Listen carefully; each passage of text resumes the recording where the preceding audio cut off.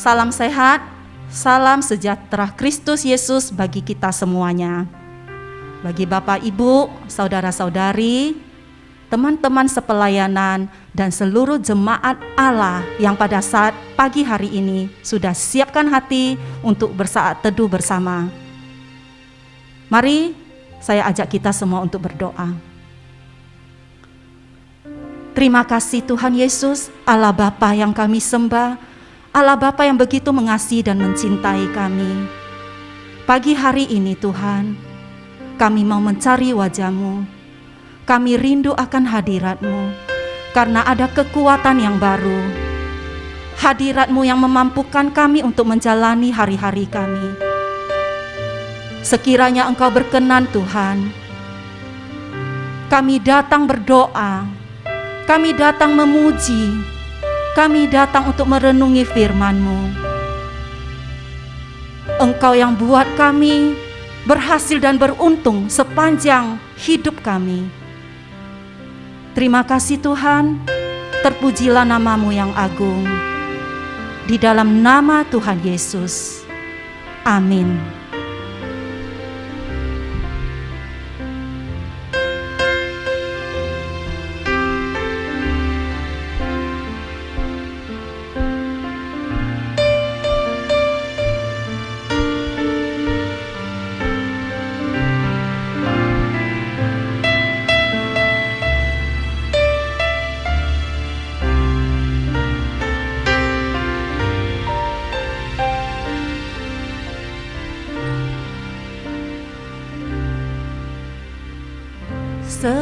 Sekalipun ku berjalan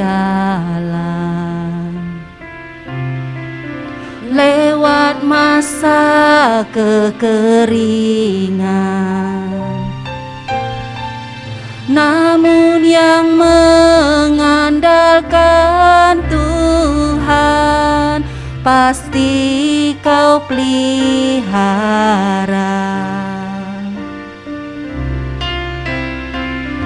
Sekalipun ku berada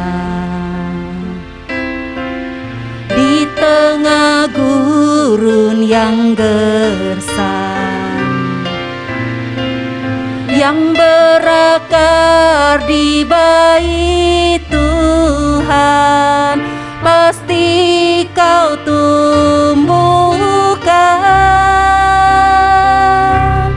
menjadi seperti pohon di tepi air yang selalu berbuah di musimnya. Ku percaya berkat-Mu selalu mengalir ke atas hidupku melimpah.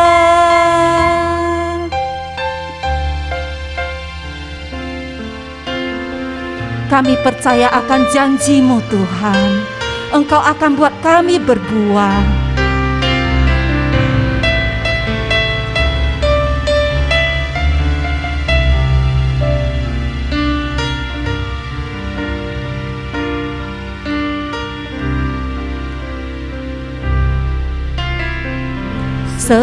Sekalipun ku berjalan lewat masa kekeringan, namun yang mengandalkan Tuhan pasti Kau pelihara.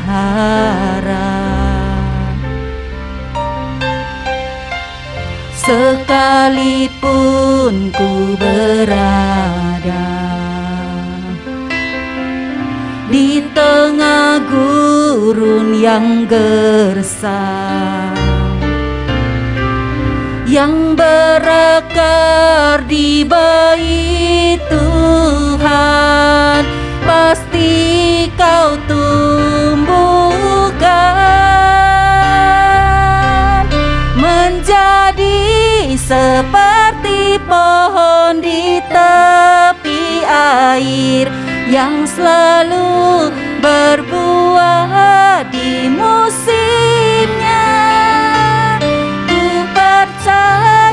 ya berkat-Mu selalu mengalir ke atas hidupku, melimpah, menjadi seperti pohon di tepi air yang selalu berbuah di musimnya.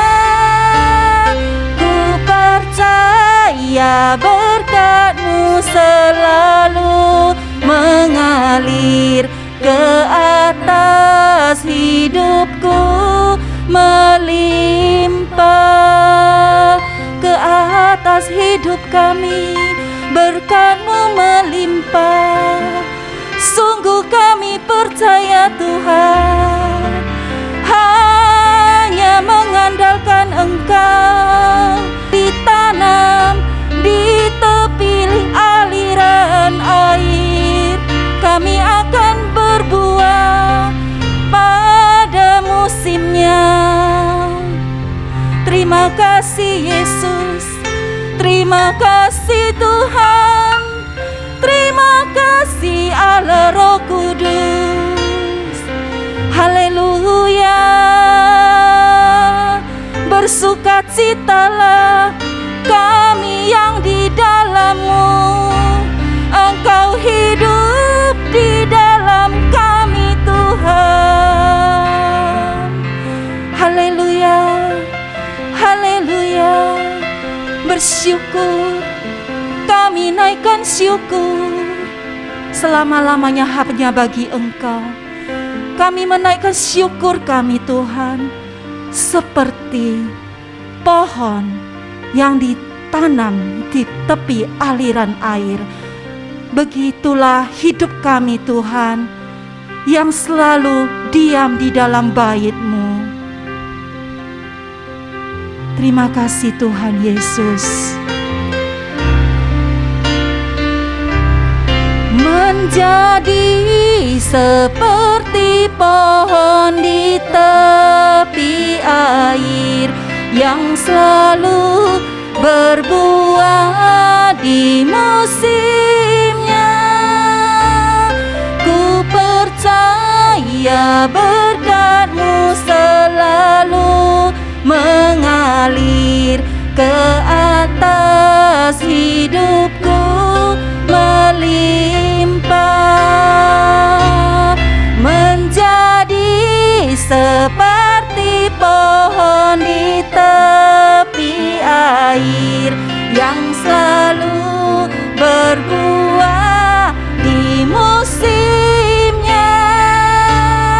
Ku percaya berkat-Mu selalu mengalir ke atas hidupku, melimpah, ke atas hidupku, melimpah, ke atas hidupku,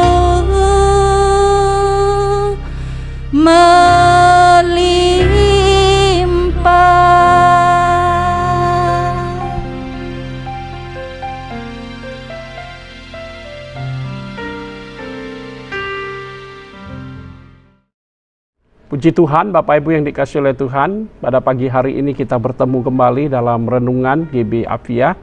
Mari kita mempersiapkan hati kita akan mendengarkan firman Tuhan. Bapa, segala puji syukur kami berikan kepada Engkau Allah yang layak menerima setiap pujian, setiap pengagungan yang kami naikkan dari hati kami Tuhan, karena Tuhan, kami tahu Engkau berkarya dalam kehidupan kami. Engkau menenun kami, Engkau membentuk kami, Engkau memberikan masa depan yang terbaik bagi kami. Tuhan, kami bersyukur pada pagi ini kami masih bisa diberi waktu, kesempatan untuk saat teduh bersama-sama. Tuhan, kami mempersiapkan hati kami untuk menerima kebenaran firman-Mu. Berbicaralah tengah-tengah kami Tuhan, kami siap mendengarkannya. Di dalam nama Tuhan Yesus kami berdoa. Mari Bapak Ibu yang siap dengar firman Tuhan bersama dengan saya mengatakan, Amin, Amin, Amin. Bapak Ibu yang dikasihi Tuhan, pada pagi ini saya akan sharing kebenaran firman Tuhan dari Roma 12 ayat yang kedua. Demikian firman Tuhan, janganlah kamu menjadi serupa dengan dunia ini, tetapi berubahlah oleh pembaharuan budimu, sehingga kamu dapat membedakan manakah kehendak Allah, apa yang baik, yang berkenan kepada Allah, dan yang sempurna. Pada pagi hari ini saya akan berbicara tentang satu tema, yaitu jangan hidup sekuler. Kenapa Bapak Ibu kita jangan hidup sekuler? Karena Paulus dalam tulisannya di dalam Roma pasal ke-12 ayat yang kedua, di kalimat pertamanya berkata, janganlah menjadi serupa dengan dunia ini. Kata jangan menjadi serupa dengan dunia ini bukan cuma berarti Anda tidak mabuk, Anda tidak berjudi, Anda tidak clubbing, Anda tidak melakukan hal-hal jahat. Tapi Bapak Ibu yang dikasihi oleh Tuhan, kata jangan menjadi serupa dengan dunia ini memiliki pengertian bahwa kita tidak menuruti jalan yang jahat, jalan yang berdosa di hadapan Tuhan. Kata worldview yang diwarnai dengan ketidakmauan untuk taat kepada Tuhan. Jadi jangan serupa dengan dunia. Ini sebuah konsep berpikir di mana kita tidak mau taat kepada Tuhan. Menurut Paulus, hal ini bukan hanya menunjuk kepada perbuatan-perbuatan duniawi, tetapi juga melihat kepada pola pikir yang duniawi. Seorang hamba Tuhan yang bernama Harry Blamers, dia menulis dalam bukunya The Christian Mind, ia menulis sebagai berikut. Di dalam buku Christian Mind ini dia menulis bahwa pemikiran Kristen telah tunduk kepada arus sekuler sampai kepada taraf kelemahan dan ketidakberdayaan yang tiada bandingnya di sepanjang sejarah Kristen. Betapa mengerikan Bapak Ibu yang dikasihi oleh Tuhan. Karena hari-hari ini banyak orang Kristen, worldview-nya, pola pikirnya tunduk kepada pola pikir dunia. Pola pikirnya mengikuti pola pikir dunia. Jalan hidupnya mengikuti jalan hidup dunia. Dia berusaha untuk berhasil dengan cara dunia. Menikmati hidup di dalam dunia. Menikmati hidup duniawi. Jadi di dalam Roma 12 ayat 2 ini, ketika Paulus mengatakan jangan menjadi serupa dengan dunia ini juga punya pengertian bagi saya, Bapak Ibu yang dikasihi oleh Tuhan. Pengertian ini mengandung jangan kita menjadi sekuler. Jangan kita menjadi sekuler, jangan menjadi sekuler. Karena sekularisme terjadi di mana segala pemikiran, segala rencana, segala perjuangan, segala ambisi manusia hanya memperhitungkan hidup di dunia sekarang ini saja. Tidak ada yang lain. Bagaimana dia bisa hidup di dunia dengan prestasi, keberhasilan, selama di dunia ini saja. Dia tidak memikirkan kehidupan dalam kekekalan. Dan inilah pemikiran sekular yang memisahkan antara kehidupan seseorang dengan kehidupan imannya kepada Kristus. Ingatlah Bapak Ibu yang dikasihi oleh Tuhan, bahwa manusia, Rick Warren mengatakan, diciptakan untuk kekekalan. Saya ingin mengambil contoh Bapak Ibu yang dikasihi oleh Tuhan. Dalam kitab Pengkhotbah disebutkan bahwa sebagai hidup di bawah matahari. Jadi hidup sekular ini, Pengkhotbah mengatakan hidup di bawah matahari. Contoh hidup sekular dalam Alkitab dapat kita temukan dalam Pengkhotbah pasal yang pertama ayat 1 sampai 18. Kemudian pasal kedua ayat 15 sampai 19. Bapak Ibu nanti bisa Bapak Ibu lihat di Alkitab Bapak Ibu sekalian, ya. Jadi Pengkhotbah, yaitu Raja Salomo, mencari arti hidup melalui 3 proyek besar yang juga dilakukan oleh manusia segala zaman, sepanjang zaman, termasuk manusia saat ini. Bapak Ibu yang dikasihi oleh Tuhan, proyek itu apa saja? Yang pertama, Salomo berusaha mencapai semuanya. Yang pertama, apa yang dia capai? Hikmat dan pengetahuan. Dia sudah mendapatkan begitu banyak hikmat dan pengetahuan. Bahkan Alkitab mencatat bahwa di kolong bawah langit ini tidak ada orang yang hikmatnya bisa menandingi Salomo. Luar biasa Bapak Ibu. Bahkan kerajaan-kerajaan sekitar kerajaan Israel, bahkan dari kerajaan jauh seperti Ratu Ethiopia ketika datang menjumpai Salomo, hanya ingin mendengar hikmatnya saja, itu menyerahkan upeti yang begitu banyak. Jadi Bapak Ibu, hikmat Salomo sudah tidak diragukan lagi.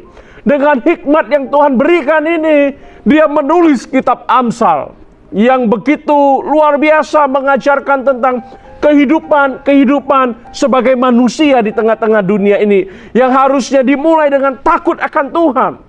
Kemudian dengan hikmat itu di masa tuanya, dia menulis kitab Pengkhotbah sebagai referensi dari perjalanan hidupnya. Bapak Ibu yang dikasihi oleh Tuhan, Salomo dikenal sebagai raja, orang yang pernah hidup di dunia ini dengan hikmat dan pengetahuan yang tiada tandingannya. Yang kedua, Salomo benar-benar mengejar kenikmatan hidup di dunia ini, yaitu sekular hedonism. Dia hidup dengan anggur, dengan perempuan-perempuan, dengan dansa dikatakan, pesta pora, Bapak Ibu yang dikasihi oleh Tuhan. Dia adalah raja dan dia punya kuasa untuk melakukan semuanya itu. Bahkan di dalam kitab Pengkhotbah dikatakan bahwa dia tidak menutup matanya dari keinginan matanya. Dia melakukan semua keinginan apa yang dilihat oleh matanya. Yang ketiga, Salomo seorang yang pekerja keras. Dia bekerja keras untuk mencapai banyak hal dalam melampaui apa yang dimiliki oleh raja-raja yang lain. Ia sangat kaya, memiliki banyak sekali harta, ya, hidup dalam kemewahan sepanjang kehidupannya sampai dia meninggal. Wow, luar biasa. Salomo hidup sangat mewah sekali, bergelimpang harta, Bapak Ibu yang dikasihi oleh Tuhan.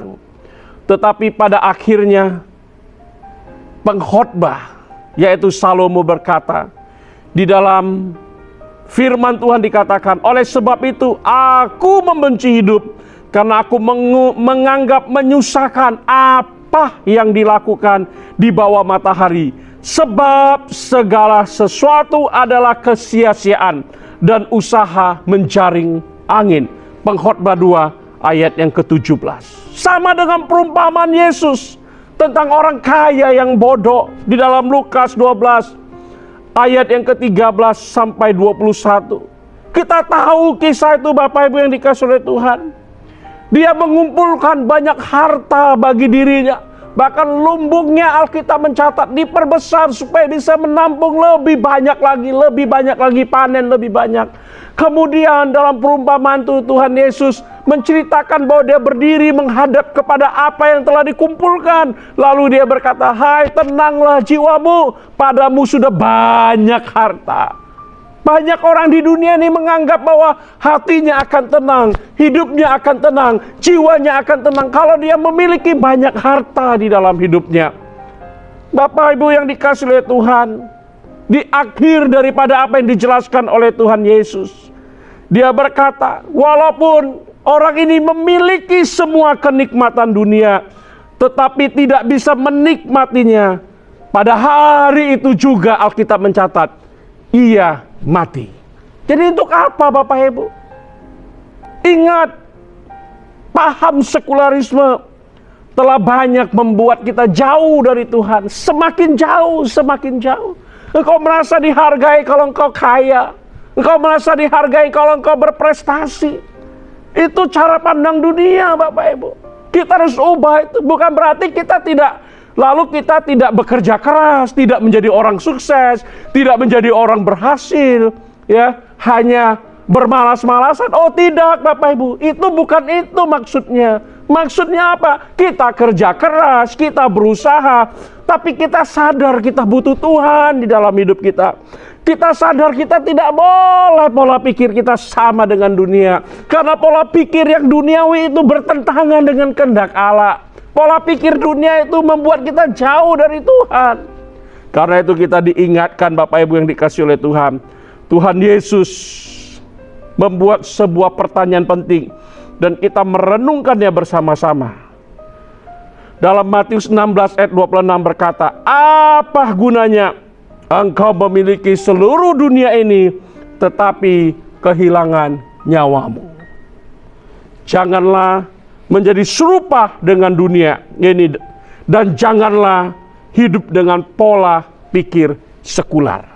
Supaya apa? Kita mengetahui kehendak Allah. Supaya apa Bapak Ibu? Kita bisa menuruti apa yang Tuhan inginkan kita lakukan dalam hidup kita. Supaya apa?